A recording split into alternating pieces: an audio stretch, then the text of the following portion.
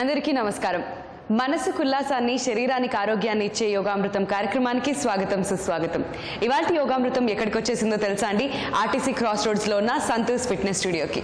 ఇవాళ మనతో పాటు ఉన్నారు యోగా ఎక్స్పర్ట్ చందన గారు. మరి యోగాకి సంబంధించి ఇవాళ ఆవిడ మనకి ఏం తెలియజేస్తారో ఆవిడని అడిగి తెలుసుకుందాం. నమస్కారం చందన గారు. నమస్కారం అండి. ఎలా ఉన్నారు? నేను బాగున్నాను, మీరు ఎలా ఉన్నారు? నేను కూడా చాలా బాగున్నాను. చందన గారు, ఇవాళ యోగాకి సంబంధించి మన సకులకి ఏం తెలియజేస్తున్నారు? గత ఎపిసోడ్ లో మనం జాయింట్ పెయిన్స్ కి సంబంధించి కొన్ని ఆసనాలు నేర్చుకున్నాం. ఈ ఎపిసోడ్ లో మరికొన్ని ఆసనాలు నేర్చుకుందాం. ఓకే, సో లాస్ట్ ఎపిసోడ్ లో సిరీస్ ఆఫ్ ఆసనాలు మనం చూస్తూ వచ్చాం కదండి. ఒక 3 ఆసనాల్ని లాస్ట్ ఎపిసోడ్ లో మనం నేర్చుకున్నాం. జాయింట్ పెయిన్స్ ఎస్పెషల్లీ నివారణ కోసం అని చెప్పి ఒక 10 సిరీస్ ఆఫ్ ఆసనాలు ఉన్నాయని చెప్పి చందన గారు లాస్ట్ ఎపిసోడ్ లోనే చెప్పడం జరిగింది. కాబట్టి మిగతావి ఇప్పుడు మనం ఈ ఎపిసోడ్ లో నేర్చుకోబోతున్నాం. ఓకే, సో ఈ ఆసనాల పేర్లు ఏంటి ఇవాళ మనం నేర్చుకోబోయే వాటివి? శ్రూణి నమన్, రెండవది శ్రూణి చక్ర, మూడవది పూర్ణ తితిలి ఆసనం. ఓకే, సో 3 డిఫరెంట్ ఆసనాలను ఇవాళ మనం నేర్చుకోబోతున్నాం. మరి ఈ ఆసనాలు అందరూ చేయొచ్చా, లేదంటే చేయకూడని వాళ్ళు ఎవరైనా ఉన్నారా? ఈ యోగాసనాలు మోకాలు సర్జరీ అయిన వారు వైద్యుని సలహాతో యోగా నిపుణుని పర్యవేక్షణలో వేయాలి. ఓకే ఓకే, సో అర్థమైంది కదా. సో మోకాళ్ళ ప్రాబ్లమ్స్ ఉన్నవాళ్ళు లేదంటే సర్జరీస్ అయిన వాళ్ళు మాత్రం కొంచెం కేర్ఫుల్గా ఉంటే సరిపోతుంది.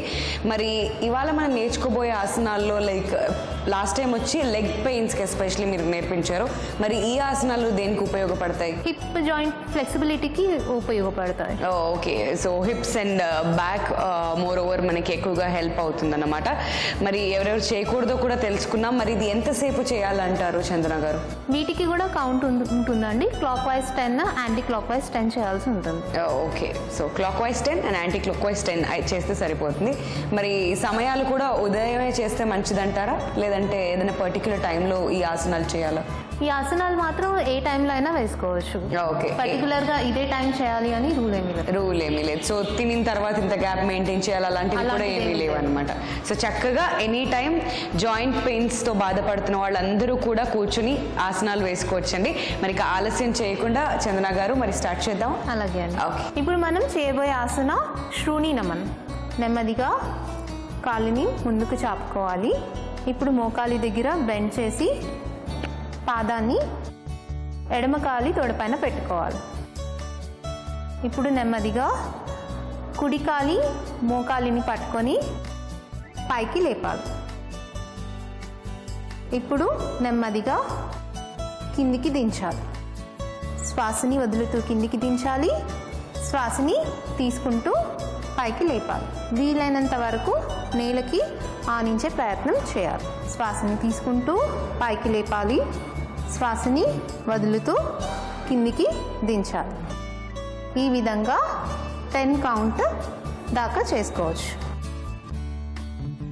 ఈ ఆసనం చేయడం వల్ల హిప్ జాయింట్లో ఫ్లెక్సిబిలిటీ అనేది బాగా పెరగడం జరుగుతుంది. అలాగే తొడ కండరాలు అనేవి బాగా సాగి రక్త ప్రసరణ బాగా జరుగుతుంది. ఇప్పుడు ఎడమ కాలిని కూడా నెమ్మదిగా కుడి కాలి తొడ పైన పెట్టి మోకాలిని నేలకి ఆనించే ప్రయత్నం చేయాలి. శ్వాసని తీసుకుంటూ మోకాలిని పైకి లేపాలి. శ్వాసని వదులుతూ నేలకి ఆనించే ప్రయత్నం చేయాలి. ఈ తొడ కండరాలు అనేవి బాగా సాగి కాళ్ళలో రక్త ప్రసరణ బాగా జరిగి కాళ్ళ నొప్పులు తగ్గడం జరుగుతుంది. శ్వాసని వదులుతూ కిందికి వంచాలి. శ్వాసని తీసుకుంటూ పైకి తీసుకురావాలి. ఈ విధంగా 10 కౌంట్ దాకా చేసుకోవచ్చు.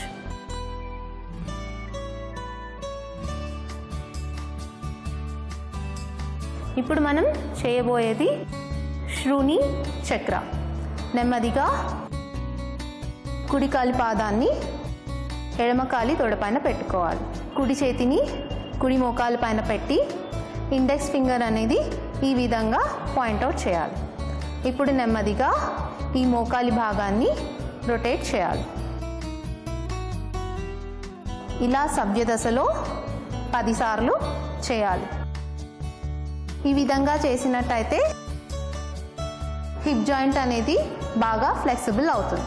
ఇప్పుడు నెమ్మదిగా అపసవ్య దశలో 10 సార్లు చేయాలి. ఈ ఆసనం అనేది పద్మాసనం చాలా మందికి చేయడానికి రాదు. సో ఈ ఆసనం చేసినట్టయితే పద్మాసనం పోస్చర్ అనేది చాలా ఈజీగా వస్తుంది. ఇప్పుడు నెమ్మదిగా కాలుని ముందుకు చాపి ఇప్పుడు ఎడమ కాలుని కుడి కాలి తొడ పైన పెట్టాలి. ఇప్పుడు ఎడమ చేయిని ఎడమ మోకాలి పైన పెట్టి ఇండెక్స్ ఫింగర్ అనేది బయటికి పాయింట్అవుట్ చేయాలి. ఇప్పుడు నెమ్మదిగా మోకాలిని రొటేట్ చేయాలి. ఈ విధంగా సవ్య దశలో 10 సార్లు రొటేట్ చేయాలి. ఇలా సవ్య దశలో 10 సార్లు రొటేట్ చేసిన తర్వాత అపసవ్య దశలో 10 సార్లు తిప్పాలి. ఈ ఆసనం చేయడం వల్ల యూరినరీ ప్రాబ్లమ్స్ కూడా కంట్రోల్లో ఉండడం జరుగుతుంది.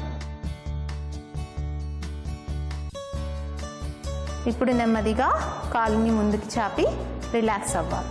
ఇప్పుడు మనం చేయబోయేది పూర్ణ తితిలి ఆసనం.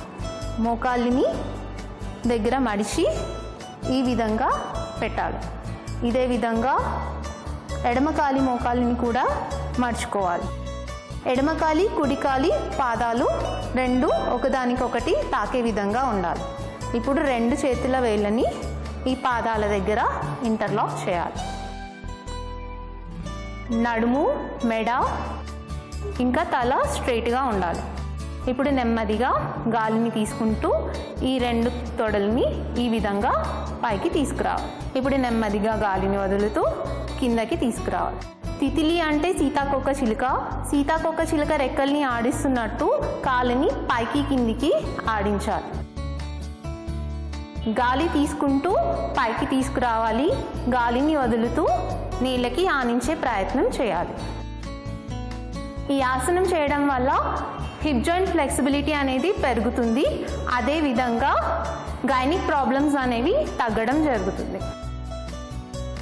ఈ విధంగా 50 రౌండ్స్ అయిన తర్వాత నెమ్మదిగా కాళ్ళని ముందుకి చాపి చేతులని నడుము వెనకాలకి పెట్టి తలని వెనకాలకి వంచి నిష్పన్ భావాసనంలో రిలాక్స్ అవ్వాలి.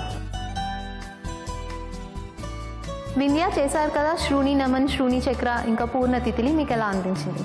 ఎస్పెషలీ మీరు చెప్పినట్టుగానే హిప్ జాయింట్స్లో మంచి ఫ్లెక్సిబిలిటీ అనేది తెలుస్తుంది. అండ్ అలానే తొడకండరాల్లో కూడా ఒక మజిల్ ఫ్లెక్సిబిలిటీ క్లియర్గా తెలుస్తుంది అన్నమాట. సో ఏవైనా పెయిన్స్ ఉన్నా లేదంటే కొంతమందికి అప్పుడు నరాలు పట్టేయడం ఇలాంటివి జరుగుతూ ఉంటాయి. బికాస్ ఆఫ్ స్లీప్ కానివ్వండి లేదా ఇంకా ఏదైనా ప్రాబ్లం వల్ల కూడా కండరాలు పట్టేయడం లాంటివి జరుగుతుంది. అలాంటి టైంలో ఈ ఆసనాలు వేసుకుంటే చక్కగా అందరికీ ఉపయోగపడతాయి అని నాకు అనిపించింది. సో చాలా బాగున్నాయి, చాలా సింపుల్గా ఉన్నాయి ఈ 3 ఆసనాలు కూడా. సో ఇంత చక్కటి ఆసనాల్ని ఇవాళ మా సఖులకు పరిచయం చేసినందుకు ధన్యవాదాలండి. ధన్యవాదాలు. సఖులు చూశారు కదండి, ఇది ఇవాల్టి యోగామృతం. నెక్స్ట్ ఎపిసోడ్లో మళ్ళీ కలుద్దాం. అందాక సెలవు, నమస్తే.